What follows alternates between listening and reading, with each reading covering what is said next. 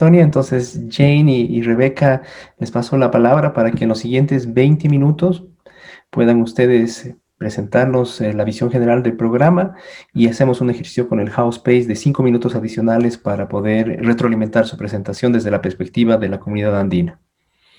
Adelante. Thank you, Tanya. I'm not sure how long you are able to stay with us, but there's a lot of appreciation for, I can tell, for your words this morning.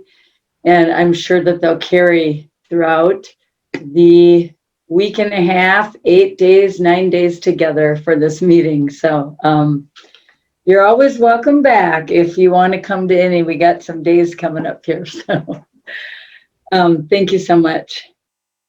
So Rebecca and I'm going to speak in English now.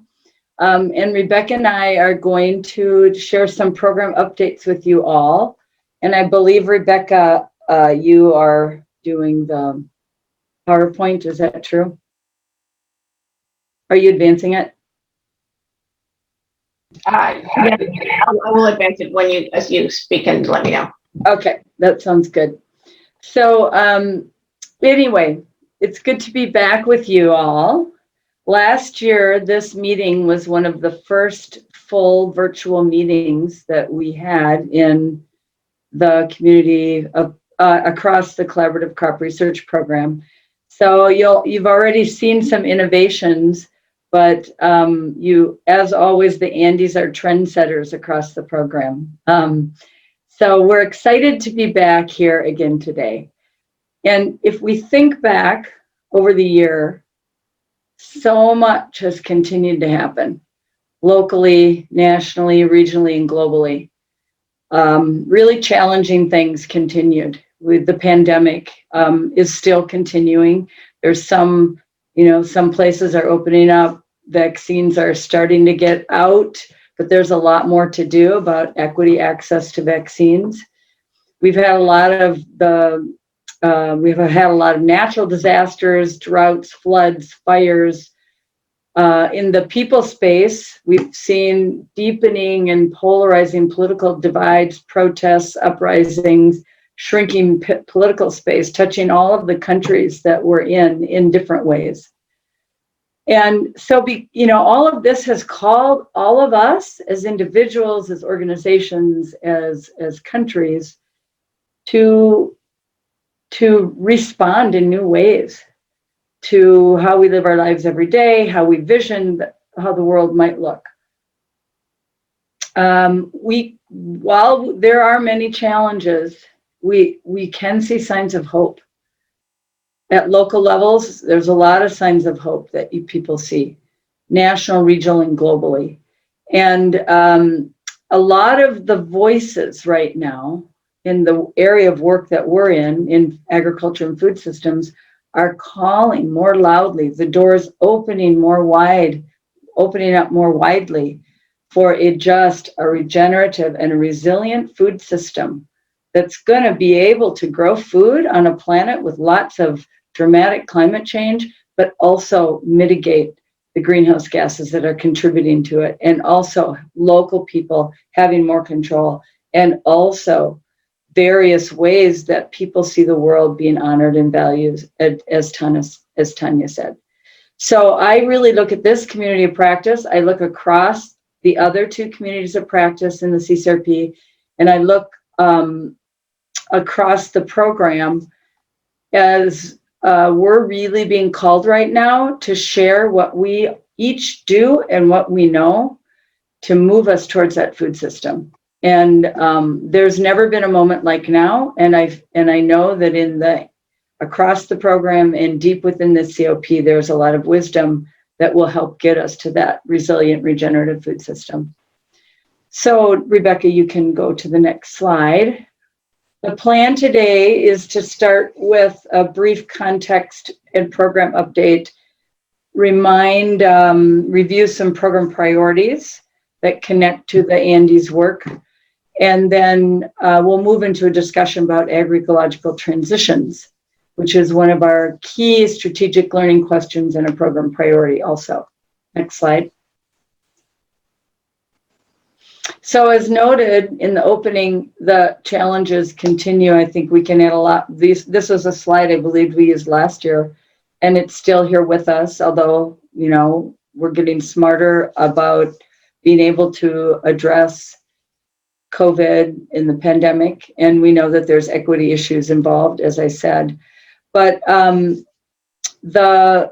we've learned a lot, and I think one of the pluses has been virtual communication and how we can work together, such as in this meeting. And it's just a note that the regional team, as well as grantees and members of the community of practice, the commitment to continuing your work through all of this was seen and noted and inspired us. So we know that while the challenges are there, there's such a passion and commitment that the work keeps moving on. Next. And we know that the world is out of balance. You know, there's no doubt that ag and food systems are on the global stage, local, regional, nationally, globally. And there's a growing recognition that there's an accelerating and a converging health, climate, ecological, economic, financial, and food systems crisis if we don't start doing things differently. We'll be talking some later next week, I believe, about what the Andes region has been doing around the UN Food Systems Summit. We know that that's one point in time. We recognize it has been highly controversial. It's also in that controversial nature of some of the criticisms of the UN Food Systems Summit about who is deciding and who is at the table.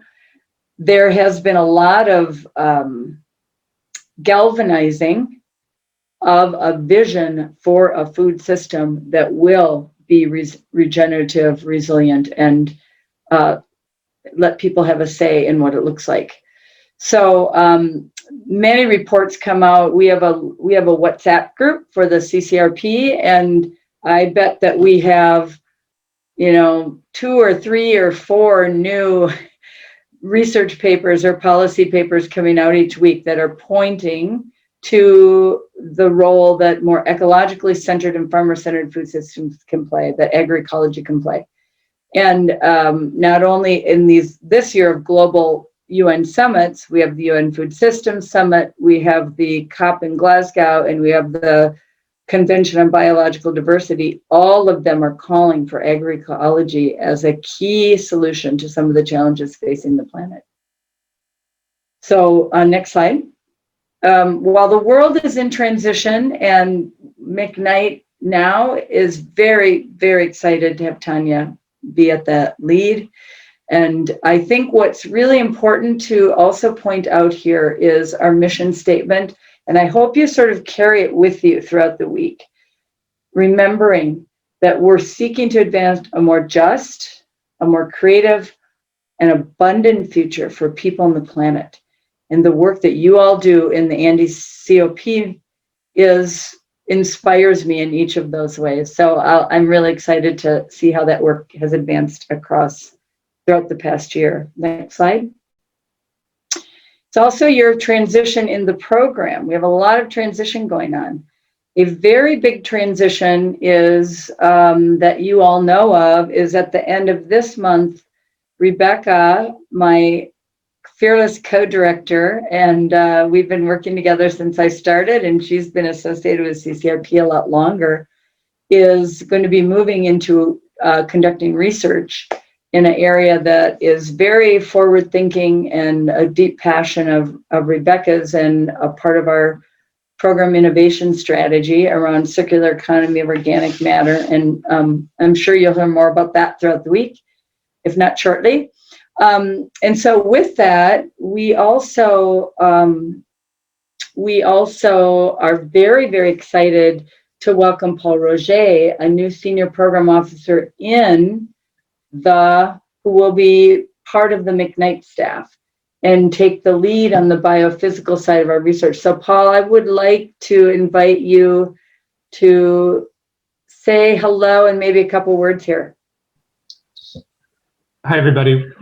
Thank you so much, Jane, for giving me a little bit of space to introduce myself. My name is Paul Roger, and I'm coming from California, where I was involved with research with farmers on minimal tillage systems for small farms in California. And I've also had a lot of experience doing farmer-to-farmer participatory research in Mexico with SEBICAM and in Mali and Malawi with farmers there. So I'm really looking forward to this new opportunity.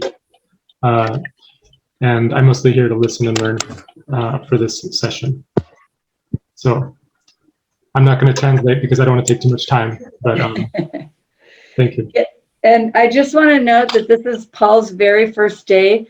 He was going to start in a week, and I said, no, it'd be so good for you to listen into the Andes meeting. So thank you, Paul, for making that happen. And I'm sure you'll appreciate having time to meet Paul as time goes on.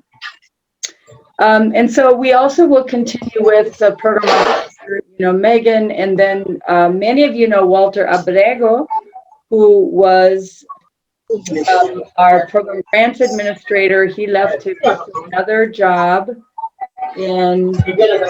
Buenas, ¿tiene avena polaca? Ya.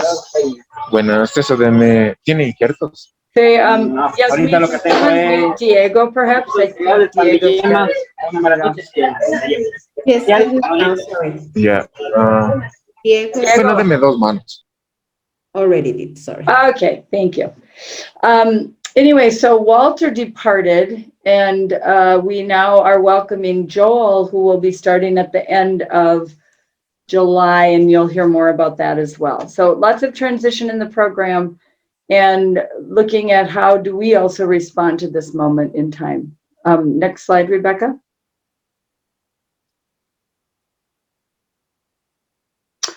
So just a quick look at some numbers, and then I'll be passing it off to Rebecca. Last year, we granted out $8.37 million across the program, and in non-grant assistance, $2.2 million. That supports meetings like this, our regional team across the program, and across CCRP, there's 83 projects with many project partners in each project. Next.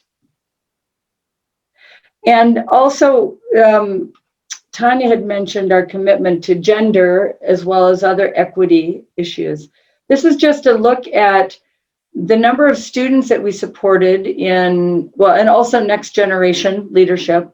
So as you all know, students and new leaders, farmer leaders, it's very important for us to nurture the next generation. And in last year, we had 173 students and 42% of them were women. Within our projects, all of the 83 projects that you saw, 30% have female leaders. So there might be some growth edges there for us, but we are tracking this over time and there has been a steady increase. Next. And then also it's very important for us to have local leadership and to lead from the places where we work. And so you'll see that 68% of the projects had a local nonprofit or agricultural organization that was of the projects, and this is across the program. 69% of these projects had a national leader, government or university or research center, and then 53% of the project leads are an international nonprofit or university. Also, local leaders, very important. We have 2,500 producers participated in projects over the year. And you also saw the opportunity of 606 researchers participated in virtual events. So I'll just end here, I believe, before I pass off to Rebecca. This is just a reminder that across the program, we have 4 major priorities that guide the work of the that guide the work of all of the program, and then the communities of practice. So the first priority is to increase our capacity to advance an agroecological transition. Another is to use our collective voice to influence at multiple levels: local, national, regional, global. Again, I know that there's a lot of conversation in the meeting on this. The third is to respond to this moment in time, to pay attention to what this moment in time and what the opportunity is for CCR to make a difference. And we're also looking at program structure and operations, as you saw by some of the transitions. So I believe, Rebecca, now I'm going to pass off to you, if I know my slides well. Yes, thank you very much, Jane. So, as you know, the CCRP, through this community of practice and across the program, is investing in several areas of work that are intended to help us shift from where we are to, more sustainable agroecologically based and just agriculture. And so I'll be speaking a little bit about some of these areas of work and how I see the arc of the work of the Andes. But before I do that, let me just acknowledge my joy at being with you here today. It's so great to see so many of you whom I know for so many years, and also many bright new faces, and also some people that aren't normally part of our COP. So again, thank the small gift of COVID, along with the big pain of COVID, is that we can be more inclusive here and be joined by many more people perhaps than could normally join us. And I just want to express my deep appreciation for this community of practice. We have been together for many of us for multiple decades. This is now the 17th COP meeting, and we had one that was COP 0. So just to express my admiration for the work of this group of people over these 18 years. It's been a long and beautiful history, and I think that as we see this arc of transition to agroecology, I think we can feel the arc of the way that the program has worked as well.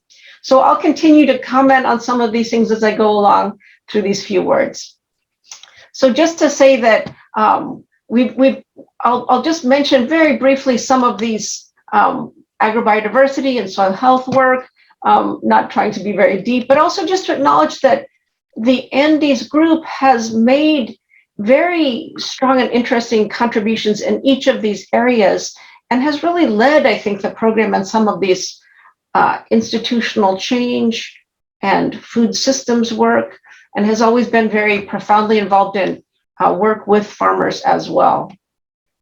So if I think back those 18 years ago, I joined CCRP having lived for a few years in Peru working for the International Potato Center.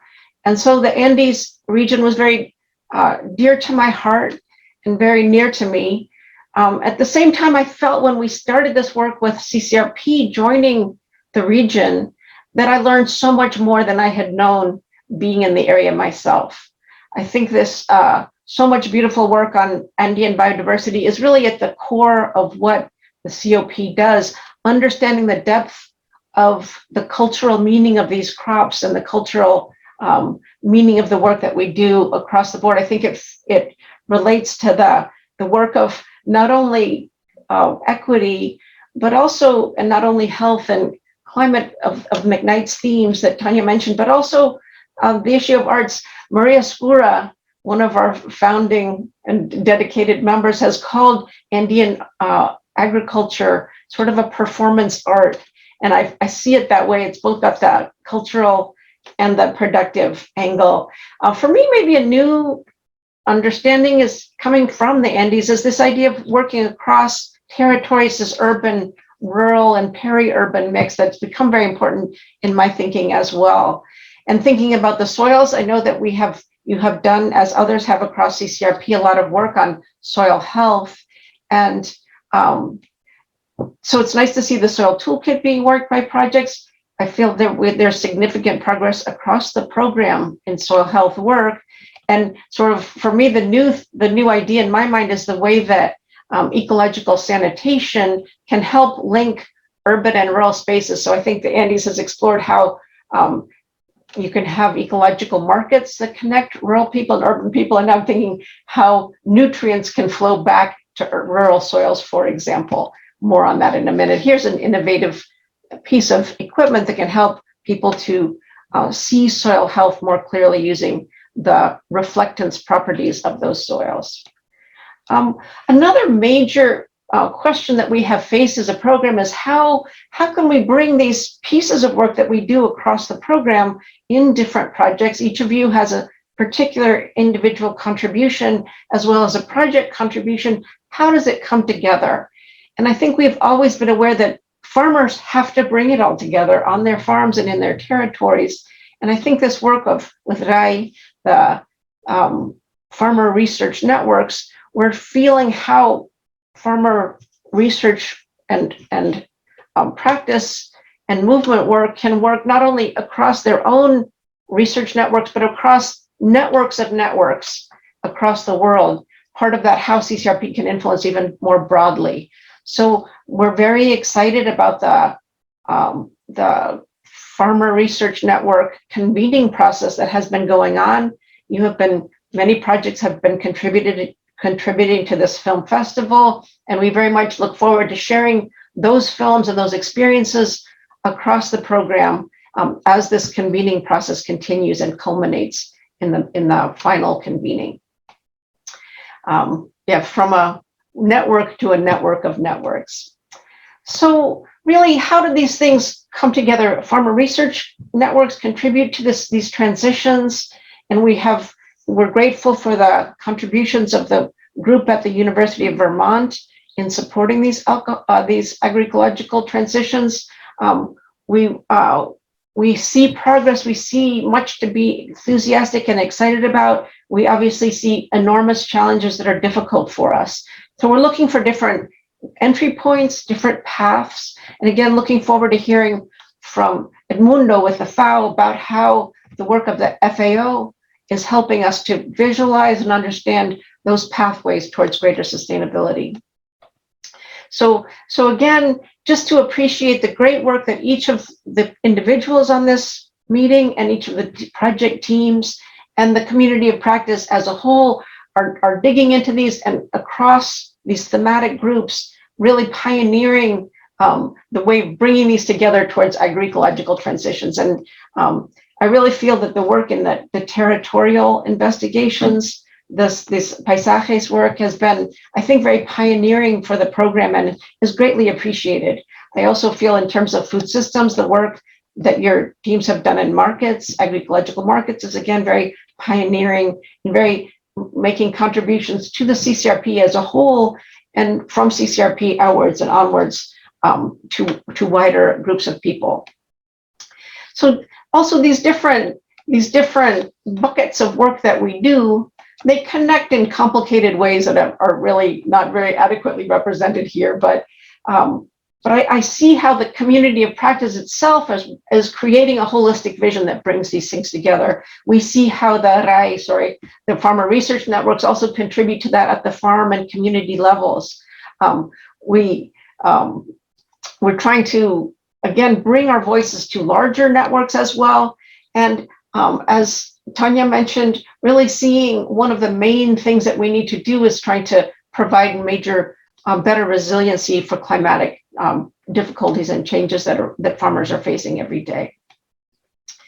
Just to appreciate again how our thinking has evolved over the past years, how we have, with the help of FAO's thinking, for example, I think started to think more strongly and more effectively about these transitions, and Edmundo will be saying more about this. But I think we're organizing at the community of practice level, at the farmer research level, we're diversifying the systems that are already so beautifully diverse, of course, in the Andes. So maybe it's really just trying to maintain the beauty of those systems, trying to address specific problems, and then transition from specific problems to the broader systems issues. Then once we're organized and strong, seeking further opportunities to improve incidencia, the ability to get better, more supportive policies that help farmers and citizens in the region. So just to think back on the last 20 or so years, where here we have, I saw Bettina at least is on the line from West Africa, and we have had exchanges between the CCRP work in the Andes. There's Alejandro interacting with people from West Africa. Steve Sherwood was able to visit West Africa and bring some messages from the region. The Grupo Yanapay, thinking back, I think 20 years ago about their project and the idea of the new CCRP then. Hats off to the regional team and our facilitators here, and thinking back on the many contributions of Carlos Perez, and also our current heroic regional team as well. Thanks to Claire for all your help on everything. Just thinking of all those joyful times we have had together, making music, learning from each other. This is back our first pre-COP meeting. A lot of us look a lot younger. Just thanks again to the then head of the board, Mac Binger, for founding our program and helping us found this CDP. Just thinking of my own inspiration, I'm a plant pathologist, but it came to me that really plant health and human health and planetary health are also tied up with soil health. And that's kind of a nod to, I used to fight with that about Steve Sherwood, and I finally admitted he's right. Soil health is at the root of everything, of course. And if we understand how plants and animals can relate to each other, they breathe for us, we breathe for them. They feed us, we can feed them. And so this has gotten me to this idea, inspired by work in West Africa, about how through connecting the resources that come out of our bodies, in this case, this is rebranded human urine that they're using in West Africa as a fertilizer, how we can grow better crops, even in difficult urban and peri-urban areas, recycling waste. This is a garden I have here at Cornell, using human urine in the West African spirit to fertilize a straw bale garden, figuring out how to sanitize and make human waste into something that becomes a soil amendment to bring carbon from the atmosphere into the soil and help us feed each other, plants and animals alike. So I've just been very inspired by the work of CCRP and in the Andes, particularly. Really appreciate how it's sending me forth into a new phase of my life. Being one of you as members of CCRP projects who are working together as pieces of the rompecabezas of agroecological transition. So I really want to thank the McKnight Foundation and welcome Paul Roger, who will be in a way taking on some of the duties that I have shouldered over these years. And I'm super excited to have him and the new members of McKnight at the foundation and the team, and of course the whole community of practice here. So excited to be with you. So excited to hear how things are going with you, and really appreciate the work that you have done over these years, and will continue to do. I look forward to hearing more about it. Thank you so much. Muchísimas gracias, Rebeca. Muchísimas gracias, Jane, por esta vista general tan inspiradora que nos hace ver de que son casi ya 20 años de recorrido y que seguramente habrá muchos más en el futuro. Y sobre el paso de esos ancestros que estamos empezando a hacer, hay un futuro para avanzar. Quiero invitar entonces a esta comunidad que tiene su historia, que tiene sus avances y sus momentos de felicidad y también de baile. Voy a compartir mi pantalla e invitarles a reflexionar a partir de esta herramienta del House Space, ¿no? Ustedes han recibido una invitación para entrar ahí. Si han logrado llegar hoy con el enlace de Zoom, están ya aquí. Y la idea es ingresar a 6 de julio, presentación de las directoras del Programa CCRP. Y reflexionar durante los siguientes 5 minutos cómo se retroalimentan el programa a partir de esta visión que Tonia, Jane y Rebeca han compartido, y específicamente mi proyecto del CCRP Andes, ¿no? ¿Qué relaciones hay? ¿Qué vinculaciones y puntos de coincidencia existen, ¿no? Ya Steve Banek, también Carlos, María, Alejandro Bonifacio han empezado a reflexionar, entonces es un momentos silenciosos de retroalimentación Bienvenidos a entrar acá. Entonces, para nuestros fines, todas las reflexiones de contenido van a estar en este house space. El chat de Zoom va a ser sobre todo para respuestas logísticas de conexión, para ver cuando estamos dividiéndonos de grupo, pero aquí vamos a ir recolectando. Es una herramienta muy potente. Tenemos aquí, una vez que ustedes escriban su comentario, publicar. Eventualmente pueden subir fotos o hasta videos, es súper potente en este sentido este chat. Y pueden encontrar también algunas intervenciones y pueden responder, ¿no? Reply. Y se va a abrir la posibilidad de responder a Steve Bannon, por ejemplo, su aporte respecto al escaneador portátil. Pero también pueden dar un like solamente es como una apreciación. Entonces, bienvenidos en este tiempo a hacer unos 5 minutos de reflexión y muchas gracias a Edmundo, que va a ser nuestro siguiente anfitrión en su presentación sobre caminos hacia la transición ecológica, que en 5 minutos esperamos y le agradecemos mucho su paciencia porque estamos acumulando un cierto retraso en esto. Pero muchísimas gracias y estamos en este tiempo. Bienvenidos, bienvenidas a retroalimentar la presentación de Jane, Rebeca y Tonia en este chat, en el chat del House Space.